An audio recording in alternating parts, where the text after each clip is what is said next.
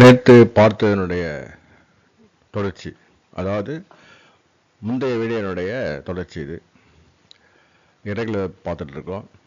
அதில் வந்து காஸ்ட்ன்ற irregular web வந்து எதுக்கு யூஸ் ஆகுதுன்னு பார்ப்போம். பொதுவாக ஒரு பொருளுடைய விலையை நிர்ணயிக்கும் போது, அதுக்கு ஒரு பொருளுடைய விலை மதிப்பை பற்றி சொல்லும்போது, இது இவ்வளோ ஆகுது, இது அரை கிலோ 50 ரூபா ஆகுது சொல்லுவாங்க இல்லையா. இது அரை கிலோ 50 ஆகுமா? 50 ரூபா ஆகும், இல்லை ஒரு 100 ரூபா ஆகும். இது அரை கிலோ 100 ரூபா, ஒரு கிலோ 200 ரூபா சொல்கிறாங்க இல்லையா. இதை சொல்கிறது தான் இந்த வார்த்தை. அதாவது நல்லா கவனிச்சிங்க, நம்ம பார்க்குற வார்த்தைகள் எல்லாத்துக்கும் ப்ரைமரி மீனிங் மட்டும் தான் நான் சொல்லின்னு வரேன். செகண்டரி, டெர்ஷரி நிறைய மீனிங் இருக்கும் சில வார்த்தைகளுக்கெல்லாம். ஏன்னா ஓல்டு இங்கிலீஷில் இல்லையா, அதில் மல்டிபிள் ஃபேஸட்டட், மல்டிபிள் யூசேஜ் இருக்கும் ஒவ்வொரு வார்த்தைக்கும். உதாரணத்துக்கு டூன்ற வார்த்தைக்கு நீங்கள் டிக்ஷனரியில் போய் பார்த்தீங்கன்னா, ஒரு சாம்பர்ஸ்லையோ இல்லை வெப்ஸ்டர் மரியம் வெப்ஸ்டர்லையோ போய் பார்த்தீங்கன்னா, அது கொடுத்துருப்பான் ஒரு 3 பக்கத்துக்கு.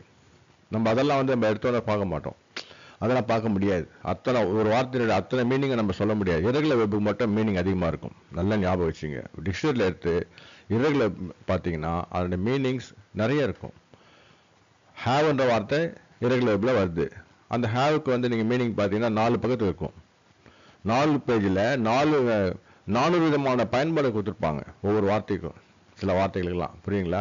அதெல்லாம் வந்து நான் ப்ரைமரி மீனிங் மட்டும் தான் சொல்கிறேன். ப்ராக்டிக்கலாக வேர்ல்டு ஃபுல்லாக இன்டர்நேஷ்னல் இங்கிலீஷில் ப்ரைமரி யூசேஜ் என்னவோ அதை மட்டும் தான் நான் சொல்லிட்டு வரேன். புரியுங்களா? இது எல்லாருக்கும் தெரிஞ்சு உங்களுக்கும் தெரியும். அதனால தான் ப்ரைமரி மீனிங் மட்டும் நீங்கள் கவனிச்சிங்க. ஓகேங்களா? காஸ்ட், விலை மதிப்பு பெறுறது. This bag cost, this bag of wheat cost 25 rupees. Cost பேக்ன்ற வரும்போது காஸ்ட்னு சொல்ல மாட்டோம், பக்கத்தில் எஸ் சொல்லுவோம். அது பின்னாடி வருது, பின்னாடி வரும் பாருங்க. Okay, it cost 20 rupees, it cost 15 rupees, it cost இல்லை, COSTS காஸ்ட்ஸ் அப்படின்னு சொல்லணும் அவசியம் இல்லை. It cost 10 rupees. புரியுங்களா? It doesn't cost more than 10 rupees. It doesn't cost more than 10 rupees. ஓகேவா? காஸ்ட்னுடைய பாசன்ஸ் காஸ்ட் தான், பாஸ்ட் பார்ட்டிசிபிள் காஸ்ட் தான். இது காஸ்டிங். விலை மதிப்பு பெற்றுக் கொண்டிருக்கிறதுன்றது ப்ரெசன்ட் கண்டினியூஸில் யூஸ் பண்ண மாட்டோம். புரியுங்களா? இட் இஸ் காஸ்டிங்லாம் சொல்ல மாட்டோம், இட் காஸ்ட் தான் சொல்லுவோம் நம்ம. இட் இஸ் காஸ்டிங் வராது. ஜெனரல் வரனா வரலாம் காஸ்டிங், அது கூட ரொம்ப ரேர். புரியுங்களா? விலை மதிப்பு பெறுதல். அது க்ரீப் என்ற வார்த்தை ஊர்ந்து போகிறது. இந்த மிலிட்டரி ட்ரைனிங்லாம் இப்போ தரையில் அப்படியே தவந்தே போவாங்க இல்லையா, அதுதான் க்ரீப்பு. அந்த பூச்சிகள்லாம் தவந்து போகிற பூச்சி ஊர்ந்து போகுது இல்லையா, ஊர்ந்து போகிறதுக்கும் க்ரீப் தான். தவந்து போகிறது கிரால், ஆனால் க்ரீப்ன்றது ஊர்ந்து போகிறது, ஊர்வனை. அதால அந்த வார்த்தை ஊர்வனைன்னு சொல்லுவோம் நம்ம. புரியுங்களா? ஆம்பிபியன்ஸ்ன்ற வந்து நடக்கக்கூடியது இருக்குது, ஊர்ந்து போகிற கூட இருக்குது, தவந்து போகிற கூட இருக்குது. ஆம்பிபியன்ஸ்னா, க்ரீப்னா ஊர்ந்து போதல். பாசன்ஸ் கிரெப்டு, பாஸ் பார்ட்டிசிபிள் கிரெப்டு. இது வந்து ஊர்ந்து, இது ஊர்ந்து செல், ஊர்னு சொல்லலாம் தமிழில். அழகாக சொல்லும்போது ஊர். தமிழில் டைப் பண்ணட்டுமா? பார்க்குறீங்களா?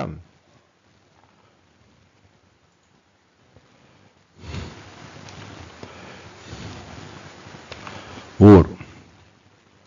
இது அவன் ஊர்ந்தான் அப்படின்னா ஹீ கிரெப்ட். இங்க ஊர்ந்து. புரியுங்களா? அடுத்தது கிரீப்பிங். அவன் ஊர்ந்து கொண்டிருந்தான், அந்த பூச்சி ஊர்ந்து சென்று கொண்டிருந்தது. அப்ப it is creeping, the insect is creeping. புரியுங்களா? அந்த இடத்துல கிரீப்பிங், ஊர்ந்து சென்று கொண்டு அப்படின்றது ப்ரெசன்ட் பார்ட்டிசிபிள் மீனிங். பாஸ்ட் இது ஜெனரல் மீனிங் என்ன வரும்? ஊர்தல். எப்படி? ஊர்தல்.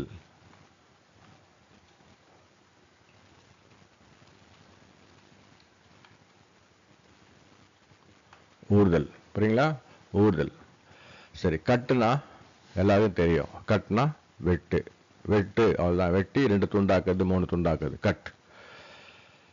ஓகேவா? கட்டினுடைய பாசன்ஸு கட்டு தான். அடுத்தது பாஸ்ட் பார்ட்டிசிபிள் கட்டு தான். இது வெட்டு, இது வெட்டி.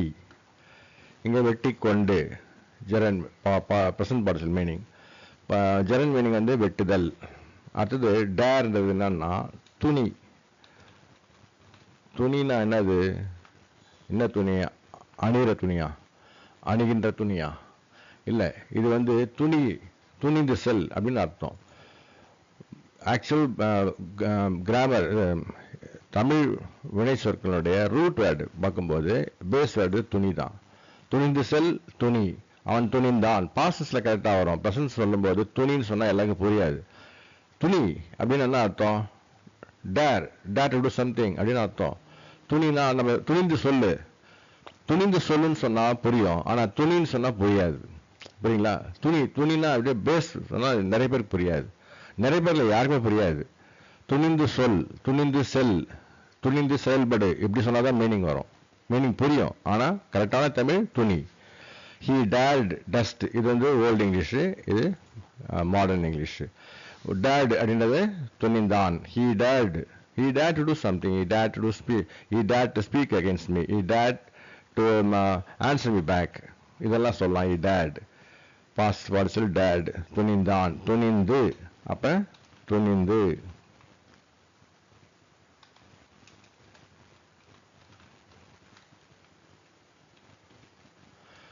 புரியுங்களா? இங்க டேரிங், துணிந்து கொண்டிருந்தான். he is daring. சில ரேர் சிச்சுவேஷன்ல யூஸ் பண்ணலாம் ப்ரெசன்ட் பார்ட்டிசிபிள்ல இஸ் டேரிங்கிறத. இப்போ வந்து ஜெரண்ட் வரும்போது டேரிங், அப்போ என்ன வரும்? நவுன் ஃபார்ம், தொழிற்பெயர். என்ன வரும்? துணிதல்.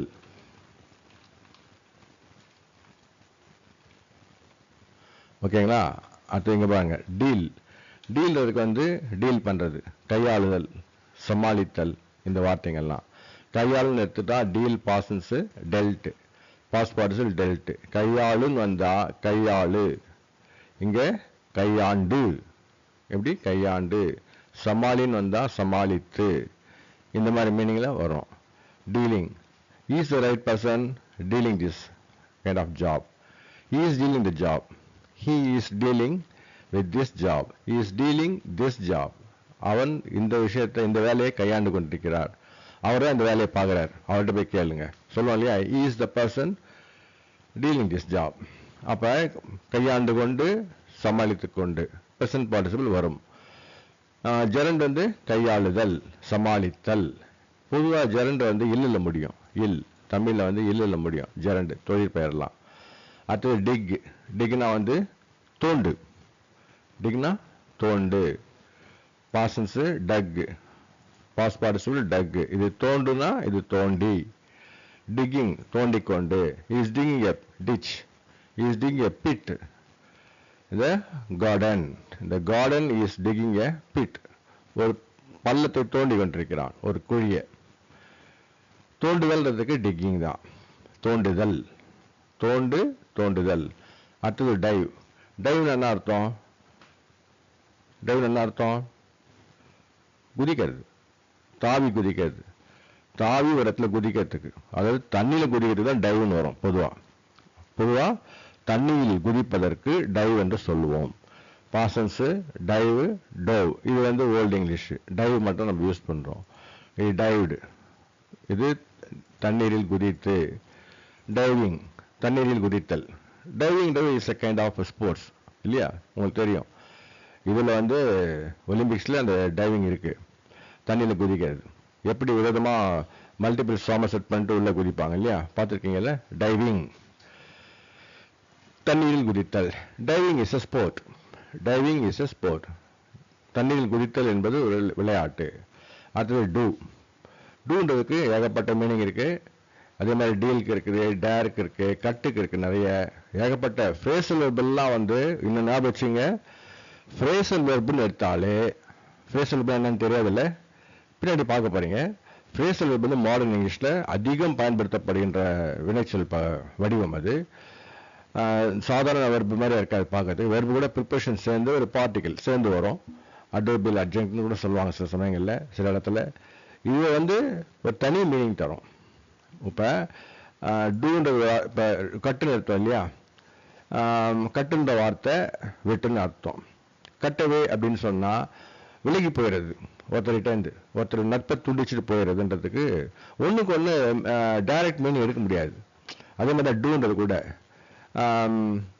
நிறைய ஒரு ஃப்ரேஸில் எப்படின்னு கிடையாது, கிட்டத்தட்ட நூற்றுக்கணக்கில் வரும் இந்த ஒவ்வொன்றுத்துக்குமே. ஒரு சிலதெல்லாம் குறைவாக இருக்கும், ஒரு சிலலாம் நிறைய இருக்கும். புரியுங்களா? ஸோ ஃப்ரேஸில் வெர்பு எல்லாமே இரகுலர் வெர்பை பேஸ் பண்ணி தான். இரகுலர் வெர்பை பேஸ் பண்ணி வர ஃப்ரேஸில் வெர்ப்லாம் வந்து ரொம்ப அட்வான்ஸ்டாக இருக்கும்.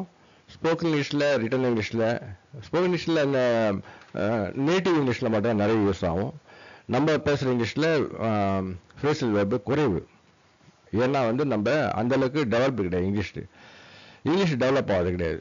ஒரு யூனிவர்சிட்டியில் ஒரு ரேங்க் வாங்குற ஸ்டூடெண்ட்டு அவங்க வந்து ஓரளவு யூஸ் பண்ணக்கூடிய இது இருக்குது. எல்லாரும் ஸ்போக்கன் இங்கிலீஷ் எல்லாருமே யூஸ் பண்ணுறது கிடையாது. ஏன்னா அந்த லெவலில் யூஸ் பண்ணுறது வந்து அந்த குறிப்பிட்ட லெவலில் இருக்கிறத மட்டும் தான் யூஸ் பண்ணுவாங்க. ஸோ ரிட்டன் இங்கிலீஷில் வந்து அருமையாக பயன்படுத்தப்பட்டு கொண்டிருக்கும் வார்த்தைகள் இந்த ஃப்ரேஸல் வெர்ப்ஸ். அது அத்தனையும் இந்த இரகுலர் வெர்பை பேஸ் பண்ணி தான். ஓகேங்களா?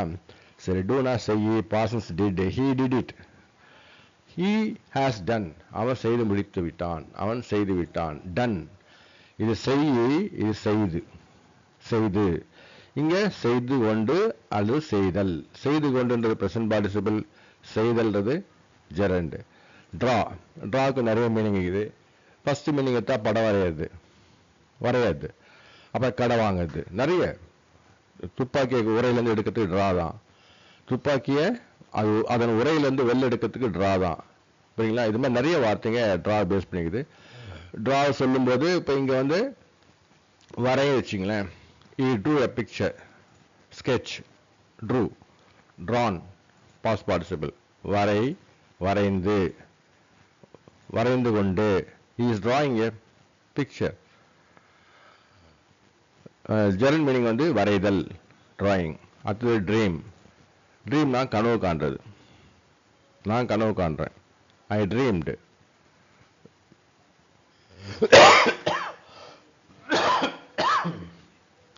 ஐ ட்ரீம்டு ஆர் ட்ரெம்ட் எதனா யூஸ் பண்ணலாம். ரெண்டுமே யூஸ் பண்ணுறாங்க இங்கிலீஷில், ஒன்றும் பெரிய பிரச்சனை இல்லை. ட்ரெம்ட்ன்றது ஓல்டு இங்கிலீஷாக இருந்தாலும் even nowadays it is being use now.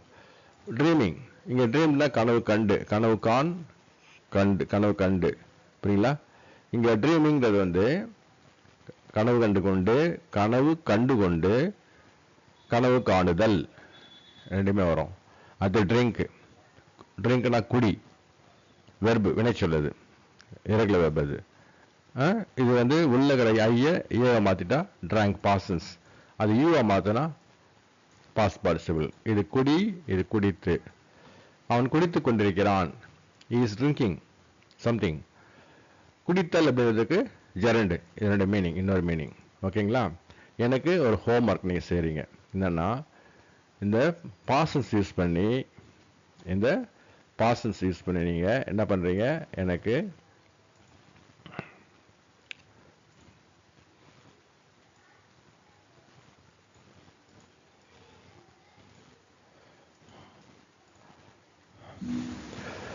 Sentence ஒன்று தமிழிலாவது ஆங்கிலத்திலாவது. இப்போ it cost me, yesterday I went to market and bought a cycle. It cost me nearly 6,000 rupees. நான் இது மார்க்கெட் போயிட்டு ஒரு சைக்கிள் ஒன்று வாங்கினேன், எனக்கு அது 6,000 ரூபாய் ஆச்சு. எனக்கு அது 6,000 ரூபாய் விலை மதிப்பு பெற்றது. அந்த மீனிங்கில் ஒரே ஒரு வாக்கியம்தான், அந்த சைக்கிளின் விலை 6,000 ரூபாய். எப்படி சொல்லுவீங்க? இப்படி சொல்லலாம். புரியுங்களா? அது விலை மதிப்பு பெறுகிறது. இதே மாதிரியா ஒவ்வொன்றுக்கு ஒரு வாக்கியம் நாளைக்கு எழுதி எனக்கு வாட்ஸ்அப்பில் 9441872991 அதுக்கு அனுப்புங்க. ஓகேங்களா? ரைட், தொடர்ந்து பார்ப்போம் நம்ம.